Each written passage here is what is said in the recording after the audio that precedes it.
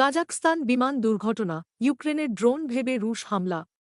ভেঙে পড়ার আগে বিস্ফোরণের শব্দে বহু প্রশ্ন। বুধবার স্থানীয় সময় সকাল ৬টা ২৮ বাকু থেকে রওনা দেয় আজারবাইজান এয়ারলাইন্সের ১৯০ এয়ার বিমানটি।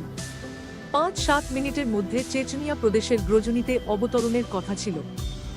বিমান ভেঙে পড়ার আগে বিস্ফোরণের শব্দ শুনতে পেয়েছিলেন, এমনই দাবি করেছেন কাজাখস্তানে দুর্ঘটনায় বেঁচে ফেরা এক যাত্রী।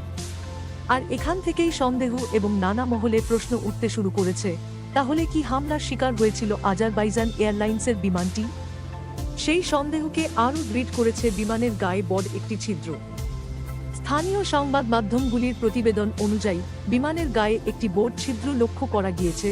বেশ কয়েকটি সংবাদ মাধ্যমের প্রতিবেদন বলছে, রাশিয়ার ড্রোন হামলার পরই বিমান দুর্ঘটনাগ্রস্ত হয়েছে। ড্রোন হামলার কারণে এর আগেও ওই এলাকায় বিমানবন্দর বন্ধ করে দেওয়া হচ্ছিল মাঝে মধ্যেই। বিমান যে পথ ধরে রাশিয়ায় যাচ্ছিল সেই পথে আগেও ড্রোন হামলা হয়েছে। আর এখান থেকেই সন্দেহ দানা বাঁধছে, তাহলে কি যাত্রীবাহী বিমানটিকে ইউক্রেনের ড্রোন ভেবে ভুল করে রাশিয়া পাল্টা হামলা চালিয়েছে? এমনই বেশ কয়েকটি তথ্য ঘুরে বেড়াতে শুরু করেছে। যদিও প্রাথমিক তদন্তে দাবি করা হয়েছে, পাখির ঝাঁকের সঙ্গে ধাক্কা লাগার পরই বিমান নিয়ন্ত্রণ হারায়। তারপরই বিমানের অক্সিজেন ট্যাঙ্কে বিস্ফোরণ হয়। তাহলে ভেঙে পড়ার আগে সেই বিস্ফোরণের আওয়াজই শুনেছিলেন যাত্রীরা। বেঁচে ফেরা যাত্রীর দাবি ঘিরেই শোরগোল পড়ে গিয়েছে। ফাইটার বোম্বার নামে একটি টেলিগ্রাম চ্যানেলে বিমানে বড় বড় ছিদ্রের ছবি এবং ভিডিও দেখানো হয়েছে। যদিও সেই ভিডিও এবং ছবির সত্যতা যাচাই করেনি আনন্দবাজার অনলাইন।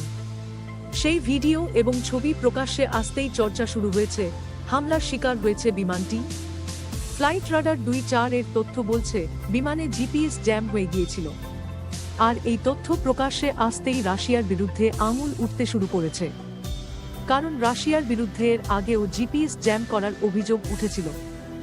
বুধবার স্থানীয় সময় সকাল ৬টা ২৮ বাকু থেকে রওনা দেয় আজারবাইজান এয়ারলাইন্সের ই-১৯০ এয়ার বিমানটি।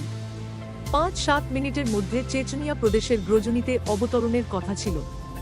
কিন্তু ওড়ার কিছুক্ষণ পরই সেটি পাখির ঝাঁকের সঙ্গে ধাক্কা খায় বলে প্রাথমিক তদন্তে দাবি করা হয়েছে। তারপরই সেটি নিয়ন্ত্রণ হারিয়ে ভেঙে পড়ে। দুর্ঘটনায় ৬-৭ জন যাত্রীর মধ্যে ৪-২ জনের মৃত্যু হয়। বাকিদের উদ্ধার করে হাসপাতালে ভর্তি করানো হয়েছে।